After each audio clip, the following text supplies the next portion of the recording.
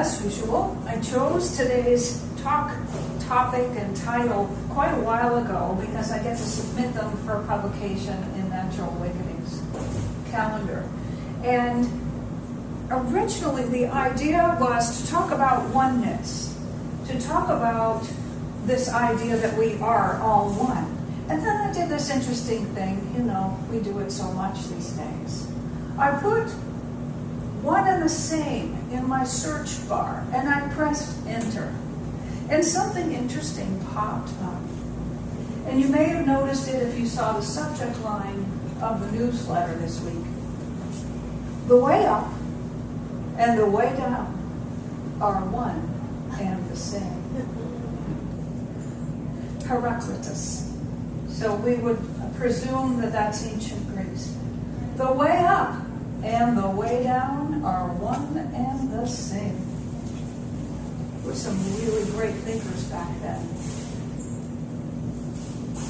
So Henry Ford said something very similar, which came to mind as soon as I saw that, and already I decided that we were going to talk about this one and the same bit in a different way, in this way. Henry Ford said, whether you think you can or you think you can't, you're right. We've seen that one a lot. Ernest Holmes, who is the founder of this philosophy, this faith, this way of life, whichever you choose to think of it as, said the only thing which binds us is the only thing which frees us. So once again, we have the only thing which binds us is the only thing that frees us. Sounds like the other two, doesn't it? And each of these talks about a different pair of opposites. The first one looks at up or down. The second one looks at can or can't. And the third one looks at freedom or bondage. Each one of them says that there is one thing that produces either result. I know the ancient Egyptian teachings have a teaching on the law of polarity and managing polarity.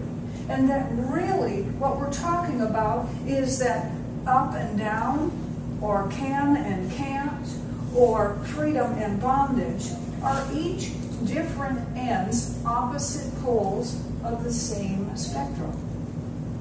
There is something which allows us to move from one end toward the other, whichever it is, and find that place where we can shift our experience. So half of these, when we look at what these words mean, are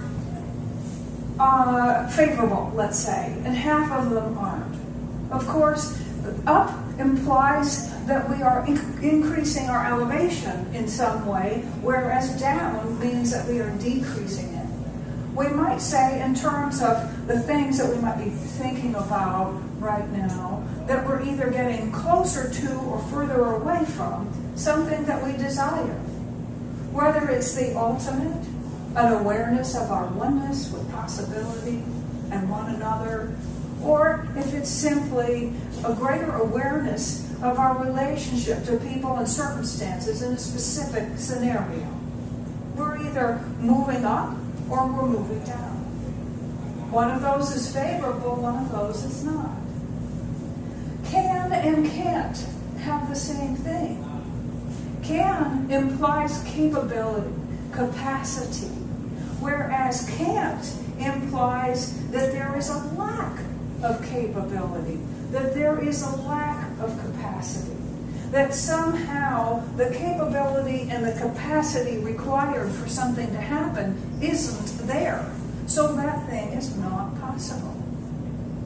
And when we look at the concepts of freedom and bondage, the most obvious would be that we either have choices, or we don't. And it doesn't really matter what they are. If we have no choice, we're done. We're most definitely limited. We're most definitely in can't. We're most definitely in bondage. We're most definitely going in a downward direction. But there is a promise in all of these that there is one thing that will turn them around. There's one thing that will make all the difference. There's one thing that gives us the power to move from these experiences of down and can't and bondage to up and can and freedom. One thing. When we look at, and I'm going to tell you what it is, but first I want to look at the effects of these mindsets. We talked about direction, but if we also talk about the effects, we'll notice something really important. So let's say in terms of up and down, we talk about something. Something goes up, something goes down. And we have an observation process about that. We see it, whatever it is, going up or going down. We have an observation. We make a judgment about that. We call it something. We give it meaning and value. We say what it is. We give it weight. Now, can and can't. Let's say that we see someone who appears to be able or unable. And we say he or she can or he or she can't. We have an observation about what we see. We make it mean something. We form a belief. Are you getting me? We decide what kind of power it has. And still so far, we're looking out there. We do the same thing when we look at who seems to be free and who seems not to be free. And we make observations and judgment calls and evaluations. And we make things mean something. And we say that that's the truth. And we believe it. And we think it has power. Do you hear my words? Look at all those choices we had. When we look outside of ourselves to determine what's going on, what's true, what's real, what has power, we will either notice the ups and the cans and the freedom type things, or we'll notice the downs and the can'ts and the bondage type things. And either one of those sets of observations will not only build our own belief system, it will perpetuate what we observe. Remember James Allen in As a Man Thinketh. He said basically, what we think about all day long, we become. What we think about all day long, we become. Have you thought about what you think about all day long? Oh. I know I've said this before. We learn in here that trained thought is more powerful than untrained thought. So we have the opportunity to be even more aware, to be even more discretionary, to be even more full of care about what we think and what we focus on all day long, because we are becoming it. So there's this other thing, which has to do with the power of looking out there for determination of how we feel. One is the recognition that we get to choose what things mean. We get to choose how they impress us. We get to choose, therefore, the impression we make upon the law of cause and effect with our impressions, with our beliefs, which came from our observations, what we decided things mean. We get to use those observations in a powerful way once we know we're doing it anyway. Once we know that they are powerful. The other thing is that both in psychology and in this teaching, which by the way has been referred to as spiritual psychology on occasion, is that a healthy, well-rounded, well-adjusted, comfortable individual is someone who has an internal locus of control. What that also means is that rather than being happy when the sun is shining and everyone's behaving and the economy's good and gas prices are low and we love everything about where we live or the car we drive or the people we're hanging out with and our meal was good. If we if we allow those conditions to determine how we feel, then every time it's cloudy, somebody's late, someone misbehaved, something didn't go well, then we're saying, well, those are the times when I feel bad. And what have we done? We have said that those people and those circumstances and those things have power over us, and that they have the power to determine how we feel. We call that giving our power away. And of course, you know what happens. You've done it, I've done it, sometimes we still do. We have an off day and we let people tick us off. We let circumstances tell us it's going to be a bad day. And the thing is that as we discover the creative power of thought, as we discover our opportunity to choose what we make things mean, as we discover that our belief system feeds the creative principle, which in turn shows up as our experience, as we discover that we get to choose what that is, we start choosing. Like, break that cycle anywhere. Just break it. Just break it. So, we have these two things. We have this idea that what we see out there invites us. It doesn't make us feel anything. It invites us to feel a certain way. And we have this idea that in order to be really anchored in the power that is available to us and the possibilities which are available to us, and to be at choice, and to be free, and to be in our can state of mind, and to be in our up place, it is important, it is vital to find a way to connect with that knowingness, that I am principle, that capital T truth on the inside. And so that no matter what, even on a day when your life looks like hurricane thus and such, if you're in the eye of the storm, then things and people and stuff can be flying around you, and you're still centered. And the beauty for you and me in that is that we can be present in a way that is helpful. You see how this not only means that we can have, by choice, by directing our thought and our evaluation and our belief and our expectancy, by directing that on purpose, we can choose how we're going to move through this day. Whether it's, calm as can be, or it's stormy. And that influences the experiences that we have. It influences the slice of life that we take from that day. It also allows us to be present for others. You can be next to somebody who's a whirling dervish, right?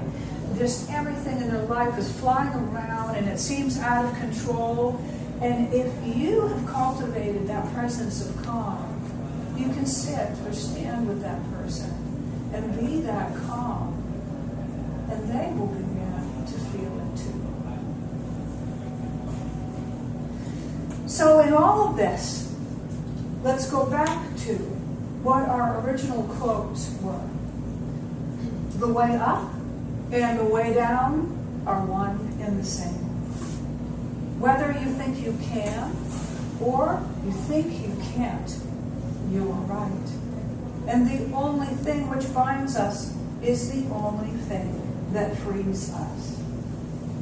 That is because we are participating in the creative process all the time. And I have to laugh. I have to laugh about this business of the fact that we are dealing with the infinite. And that as we discover the creative power of our thought, we seem to, the buzzword is manifest, more quickly and more abundantly. So we get to be more responsible with what we think, and for how long, and with what quality.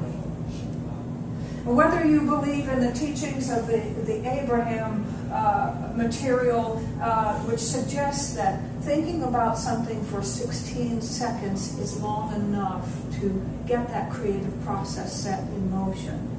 Or whether you think of James Allen, who basically told us what you think about all day long, you become. Whether you find the reference to that, as a man thinketh in his heart, so is he, from the Bible. Or perhaps Confucius or Buddha or some other teacher brought it to your attention. Lao Tzu, who knows? Your next door neighbor, your best friend. If you believe that, then you know that this is a time of adjusting. This is a time of saying, now what is that one thing that makes the difference between up and down for me? What is that one thing that makes the difference between can and can't for me? What is that one thing that makes a difference for me today between freedom and bondage? Oh yeah, it's my God. Ernest Holmes taught us that thoughts are things. I looked that up on the internet, and there's some man whose name I'd forgotten, wrote a book called Thoughts Are Things back in 1908, a series of essays. So if you want to go read them and come tell us about them, great. I decided to stay on task and not do that. You can walk around and say, oh yeah, thoughts are things, thoughts are things, thoughts are things.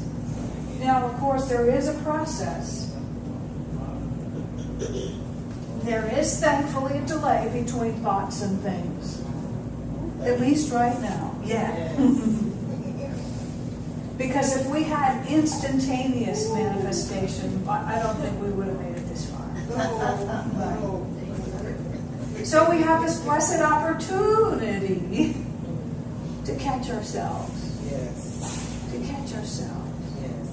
And maybe, just maybe, thoughts are things, thoughts are things, thoughts are things, thoughts are things. Gosh, maybe you could interrupt yourself for 16 seconds and just ask, is that something I want to make a habit of?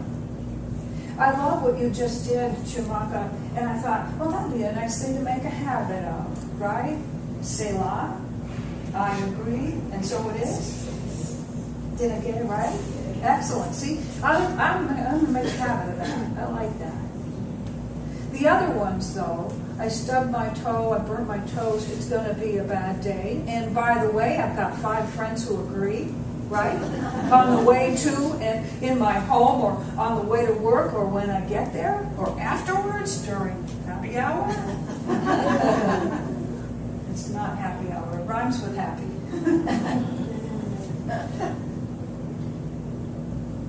We get to be pioneers. We get to be the ones who think in a certain way, as Wallace says first. We get to be the ones who use that thinking stuff new, in a new way. We get to be the ones who are there for our neighbors and friends when they have that hurricane kind of day. We get to be first. So I invite you to consider, imagine that you're standing out in front of this elevator over here, and it's in a building with, okay, we're not on the top floor because then my metaphor won't work. We're standing out in front of an elevator, and this building has several floors. And when you get into the front of it and the door opens, there's an attendant there. And the attendant is the attendant of your mind. You remember the elevator attendants from any of those older movies, especially the black and white films. Somebody in a tidy uniform with a little hat on and a double-breasted jacket with brass buttons. And they would grab that handle and they would say what? Going up. Right? So 2 things you can take with you today. The one thing that will make the difference between up and down, can and can't, freedom and bondage, is thought. And the one thing that you can do to remind yourself of it is to say, thoughts are things. And when you get in front of that elevator of your mind and you're choosing your floor and the attendant says, going up, what are you going to say? Yes, yes, I am. And so it is.